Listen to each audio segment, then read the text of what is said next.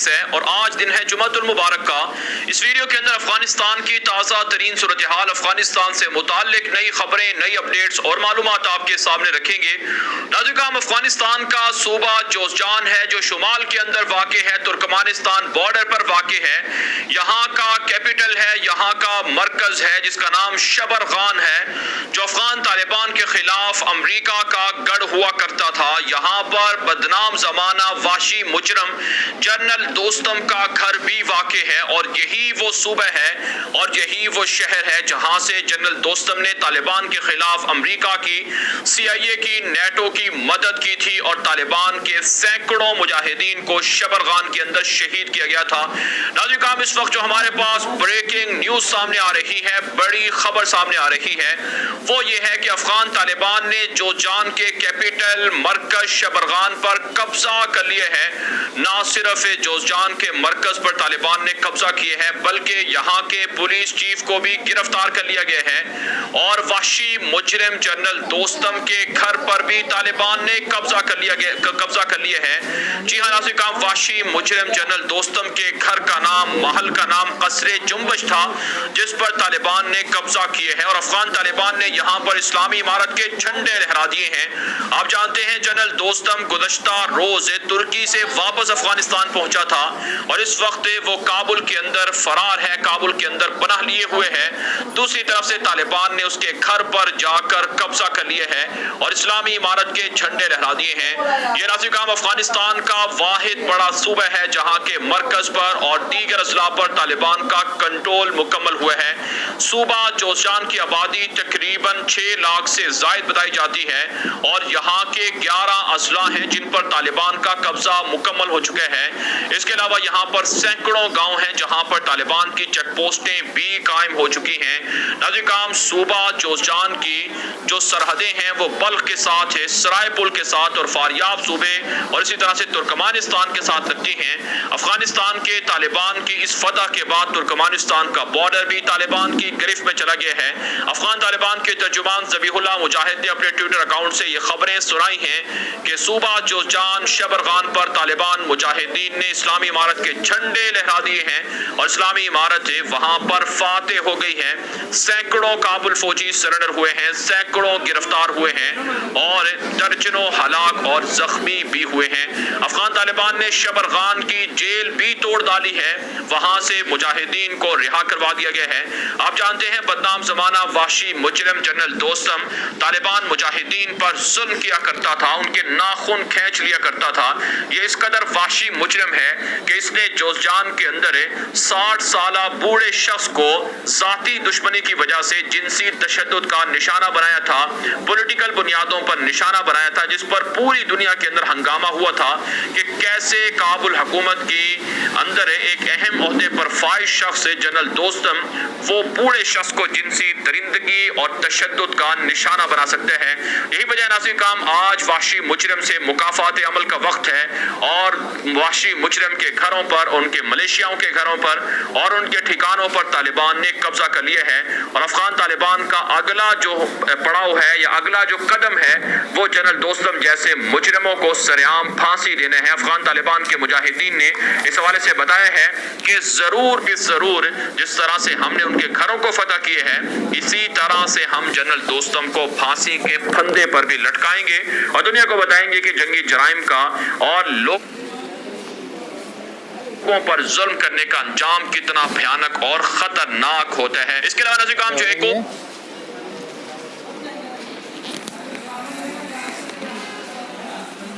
और बड़ी खबर सामने आ रही है वो सूबा निमरूज से सामने आ रही है। सूबा निमरूज अफगानिस्तान के जुनूब के अंदर वाक़ है। यहाँ पर अफगान तालिबान ने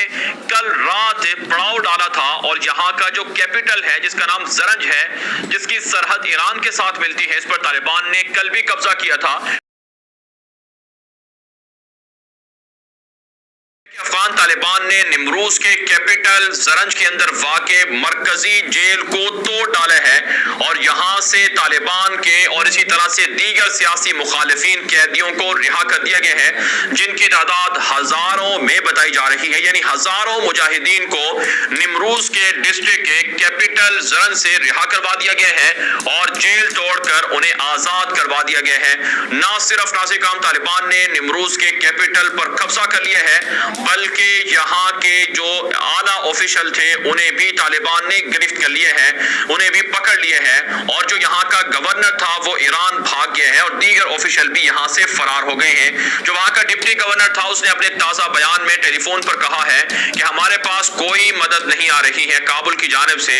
اور میرے ساتھ جو کمانڈر تھے، فوجی تھے، وہ بھی بھاگ گئے ہیں، میں اور میرے 5 محافظ محض باقی ہیں، لہٰذا پورا صوبہ طالبان کے قبضے میں چلا گیا ہے۔ ناظرین کرام طالبان کو صوبہ نیمروز پر فتح سے $700 ملین کی سالانہ آمدنی حاصل ہوگی، جو ایران کے بارڈر سے افغانستان آتی ہے، اور جو ایک طرح سے کسٹم کی مد میں جو محصولات ہیں، ریونیو ہے، وہ طالبان کے پاس جائے گا۔ تو افغان طالبان نے جوزجان کا کیپٹل شبرغان بھی چھین لیے ہے، اور اسی طرح سے نیمروز کا کیپٹل زرنج بھی چھین لیے ہے، اور اس کے علاوہ تاخار کے اندر اور ہلمند کے اندر، ہرات کے اندر، غزنی کے اندر، سرائے پل کے اندر اور دیگر جگہوں پر طالبان کے تابڑ توڑ حملے جاری ہیں۔ طالبان کی کارروائیاں مضبوط سے مضبوط تر ہو رہی ہیں۔ تو یوں ناظرین کرام ہم کہہ سکتے ہیں کہ افغانستان کے اندر افغان طالبان کا پلڑا بھاری ہے، افغان طالبان کی فتوحات میں روز بروز اضافہ ہوتا جا رہا ہے۔ اب ناظرین کرام آپ کو ایک اور بڑی خبر بتاتے ہیں، یہ خبر بنیادی طور پر کابل سے ہے۔ کابل جو افغانستان کا کیپٹل ہے، مرکز ہے، دارالحکومت ہے، یہاں پر طالبان نے گوریلا حملے شروع کر دیے ہیں۔ افغان طالبان کے ذرائع بتاتے ہیں کہ کابل حکومت کی جو وزارت اطلاعات و نشریات ہے، جو وہاں کا میڈیا ہے، اس میڈیا کا جو سربراہ تھا، انفارمیشن کا جو سربراہ اور ہیڈ تھا، اور جو اشرف غنی کا سابق اسپوکس پرسن ترجمان بھی رہا ہے، جس کا نام دبا خان بتایا جاتا ہے، اسے افغان طالبان نے کابل کے اندر آج گوریلا حملے کے اندر اڑا دیا ہے، مار ڈالا ہے، اور اس کی ہلاکت کے بعد یہ کابل حکومت کا ایک بڑا آفیشل تھا، بڑا عہدیدار تھا، جو طالبان کے ہاتھوں ہلاک ہوئے ہے۔ افغان طالبان کہتے ہیں کہ اب بتدریج افغان طالبان کابل پر بھی قبضہ کریں گے اور یکے بعد دیگرے کابل حکومت کے اعلیٰ آفیشل کو اڑائیں گے۔ ناظرین کرام افغانستان کے اندر افغان طالبان کے بڑھتے ہوئے حملوں سے کابل حکومت بے حد پریشان ہے۔ اشرف غنی نے امریکہ سے رابطے شروع کر دیے ہیں، نیٹو سے رابطے شروع کر دیے ہیں، یہاں تک کہ اشرف غنی کی حکومت کے جو لوگ ہیں وہ بھی بیرون ملک فرار ہو رہے ہیں، وہ پڑوسی ملکوں سے رابطے کر کے پناہوں کی درخواستیں دے رہے ہیں۔ اشرف غنی کے حوالے سے اطلاعات ہے کہ اس کا جہاز ہر وقت کابل ایئرپورٹ پر تیار کھڑا ہوا ہے، کیونکہ کسی بھی وقت اڑنے کا حکم ہو سکتا ہے۔ کابل کے صدارتی محل پر طالبان حملہ کر سکتے ہیں اور پھر اشرف راستہ میسر نہیں آئے گا، اس لیے اشرف غنی نے اپنے جہاز کو اور دیگر ساتھیوں کو ہر وقت تیار کر رکھا ہے۔ دوسری طرف سے افغان طالبان کہتے ہیں کہ ہمارے امیر المومنین ملا ہبت اللہ خونزادہ نے حکم دیے ہیں کہ مظلوموں پر اب زیادہ ظلم برداشت نہیں کیا جائے گا، مظلوموں کو انصاف دلا کر رہا جائے گا، اور مظلوموں کی خاطر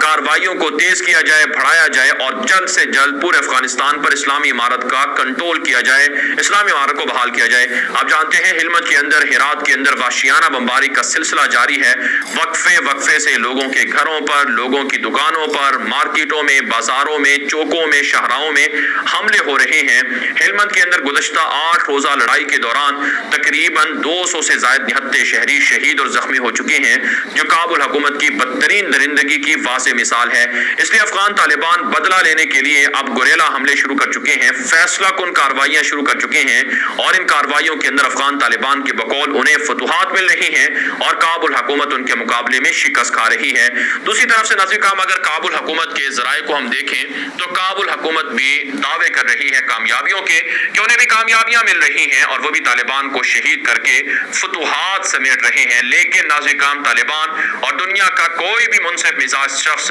کابل حکومت کے ان دعووں کو تسلیم نہیں کرتا ہے، کیونکہ یہ من گھڑت دعوے ہیں۔ سینکڑوں مجاہدین اگر روزانہ شہید ہوتے تو پھر کیسے طالبان جوزجان شبرغان پر قبضہ کرتے، جو کابل حکومت کا کیپٹل تھا، گڑھ ہوا کرتا تھا، وہاں پر طالبان کا نام و نشان نہیں تھا، کیسے شمال کے اندر طالبان نے قبضہ حاصل کر لیا ہے۔ ماضی کے اندر کبھی طالبان کا اتنا کنٹرول شمالی علاقوں میں نہیں ہوا جتنا کہ اب ہو چکا ہے، اور طالبان کو فتوحات بھی سب سے پہلے شمالی علاقوں کے اندر ملی ہیں۔ تو یہ ناظرین کام اللہ تعالیٰ کا فضل و کرم ہے، اور اللہ تعالیٰ پر بھروسہ ہے، اور اللہ کے دین کی سربلندی کے لیے اللہ کے راستے میں جہاد کی ایک طرح سے فضیلت